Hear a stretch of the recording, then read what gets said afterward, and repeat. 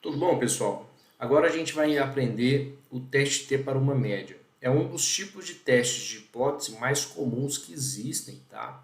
Então eu vou começar por ele porque ele é muito amplamente utilizado. Eu vou mostrar para vocês os dois mais utilizados, que é o teste T para uma média e o teste T para duas médias, tá? Como assim o teste T para uma média, Wagner? Você tem um conjunto de dados que é seu. Por exemplo, vamos supor que você trabalha aí numa clínica, num hospital, e você coleta dados sobre uma determinada doença. E aí você percebe que as pessoas que contraem essa doença, elas têm aí uma febre, tá? Então elas dão febre e essa febre tem geralmente aí uma variação, tá?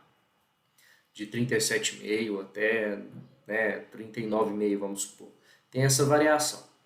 E aí você quer comparar os seus dados com os dados de outras pessoas, tá? Você quer comparar, você quer saber se as pessoas da sua região estão tendo febres altas ou baixas para aquela doença. E aí o que você faz? Você só tem uma média, que é a sua média dos seus dados. Você pode fazer o seguinte, você pode fazer uma pesquisa, descobrir qual que é a média de temperatura, né, de febre que as pessoas que contraem essa doença adquirem, tá? Então vamos supor que a média, né, as pessoas geralmente têm uma média de febre de 38 graus.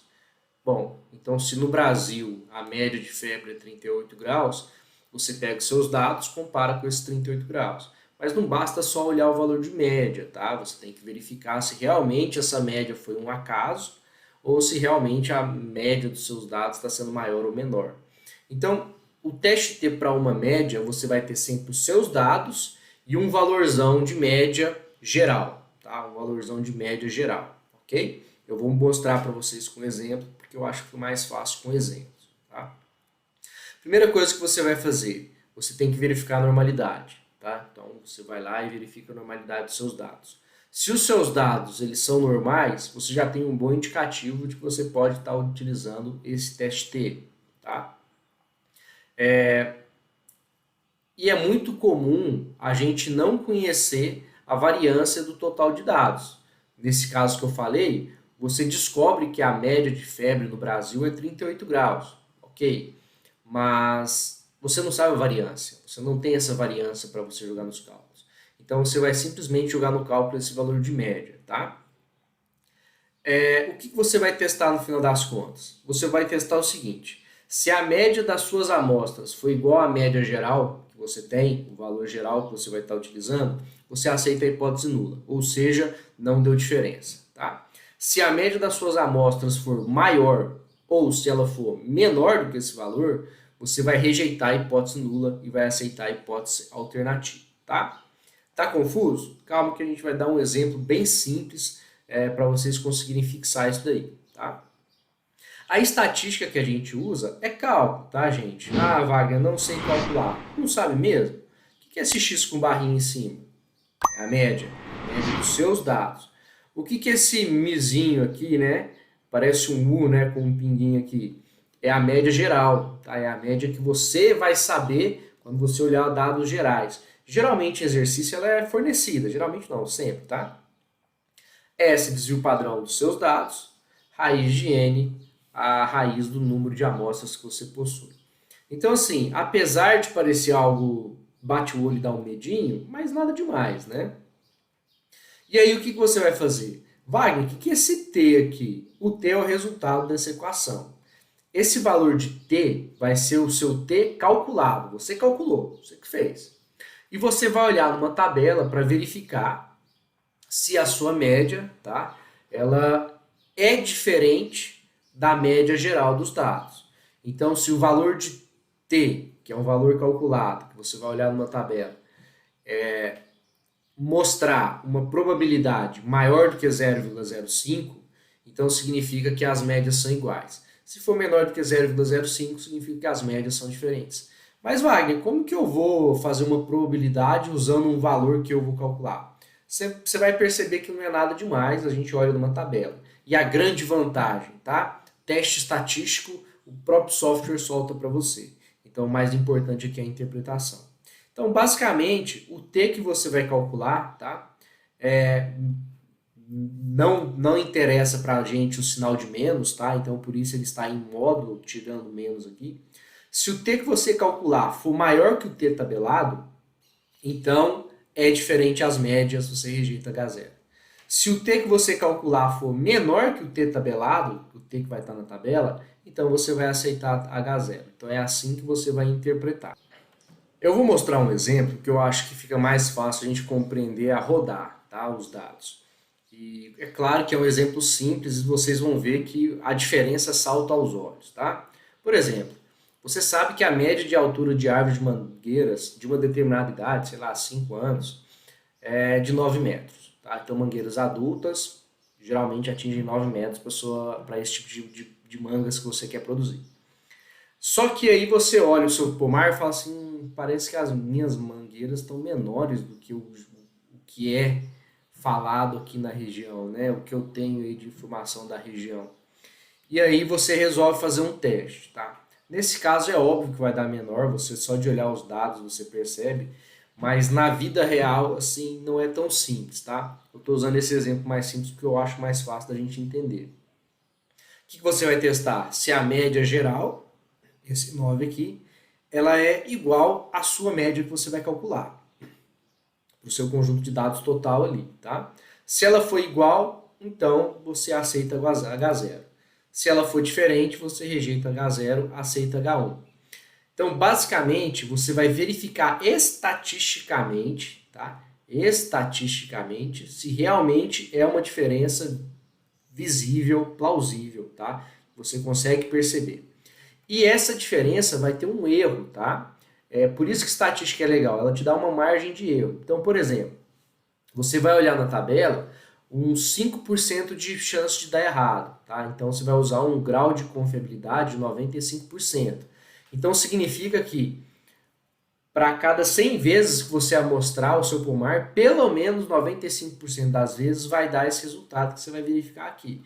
Note que isso é uma segurança muito boa, tá? Muito melhor do que você bater o olho e tentar adivinhar aí quando vai ser diferente e quando não vai. Então, a primeira coisa que eu fiz foi estabelecer as hipóteses, tá? Sem nada demais. E aí você vai ter que se perguntar se vai fazer um teste bicaudal ou unicaudal. Gente, se deu dúvida, faz bicaudal, tá? Então, nesse caso, você não aplicou nada nas suas mangueiras, não teve nenhuma praga, nada que prejudicasse, tá? O crescimento das mangueiras. Então, você pode fazer o teste bicaudal sem muito problema, tá? Um exemplo aqui, né? Eu tentei escrever a hipótese nula para ela ficar bonitinha. Seria de que a média da altura da população inteira de mangueiras da sua região não vai diferir da média da altura das suas mangueiras, tá? Você vai ter sua amostra ali. E a hipótese alternativa, né? A média da altura da população inteira da sua região de mangueiras vai diferir da altura da amostra, tá? Das mangueiras suas da sua propriedade. Então, eu só escrevi assim para você tentar deixar isso claro na sua mente. Bom, a gente já definiu que o teste é bicaudal e a gente sempre vai trabalhar com uma significância de 5%, tá? Então, quando a gente for olhar aquelas tabelinhas, a gente vai trabalhar...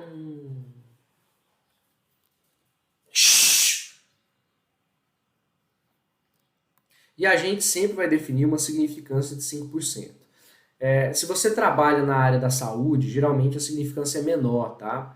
Ou seja, a margem de erro para o teste tem que ser menor, tá? Imagina você vai testar um remédio e vai ver a mortalidade daquele remédio. Você não pode, a cada 100 pessoas, ter a chance de 100 pessoas morrerem. Então você vai diminuir a significância, ou seja, você quer ter mais certeza ainda dos seus resultados. Mas geralmente, para dados biológicos, a gente quer ter um grau de confiabilidade de 95%. Né, ou uma significância de 5%. Então, é esse que você vai olhar na tabela, tá? E o grau de liberdade, já falamos em outras aulas, N-1. Vamos decidir a região crítica, tá? Como assim decidir a região crítica? Faz a figurinha, tá? Faz a figurinha aqui, ó, tá? Da normalidade, dos dados normais. Esse daqui vai representar os dados normais, porque você sabe que é normais, de todas as mangueiras da sua região, tá? O exercício vai te passar isso, tá? Se for um exercício, mas geralmente dados biológicos, né, esse tipo de dados vão ser normais quando você tem uma grande quantidade. Se o seu resultado cair aqui, ó, nessa parte branquinha, aceita H0. Se o seu resultado cair na parte vermelhinha, que é a região crítica, você rejeita H0, tá? Então, basicamente, você vai comparar o seu resultado com essas regiões aqui, que você já aprendeu lá na normalidade. Mas, Wagner, eu não quero fazer isso. Realmente não precisa, você pode só olhar na tabela T. Eu faço assim para mostrar para vocês, né, a diferença que aconteceu e como você consegue detectar. Mas o software já calculou para você, tá? Eu vou ensinar vocês a calcular no software. Aí você já vai ter o seu T calculado, vai comparar com o T tabelado, tá? O T tabelado a gente vai encontrar já na tabela. E aí sim você vai conseguir definir, tá? Esse é assim que você vai calcular o seu T, né? E assim você vai conseguir definir se realmente as mangueiras do seu pomar são diferentes das mangueiras da sua região.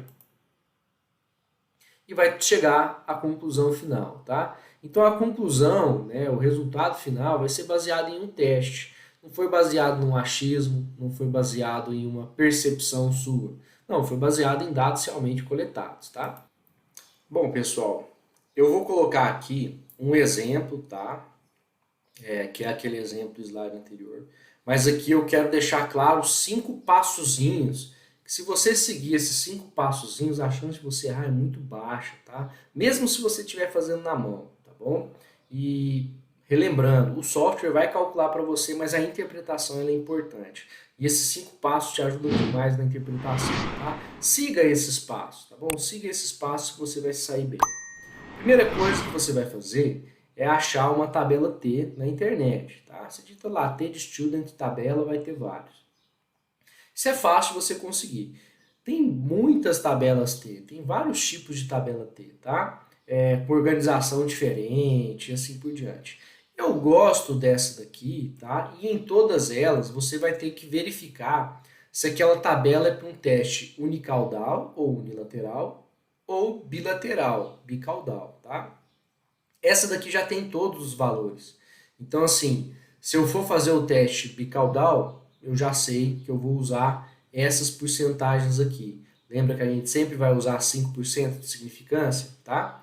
E se você for fazer um teste unicaudal, você vem nesse 5% e vai olhar esses dados aqui, tá bom? Então, essa é a diferençazinha.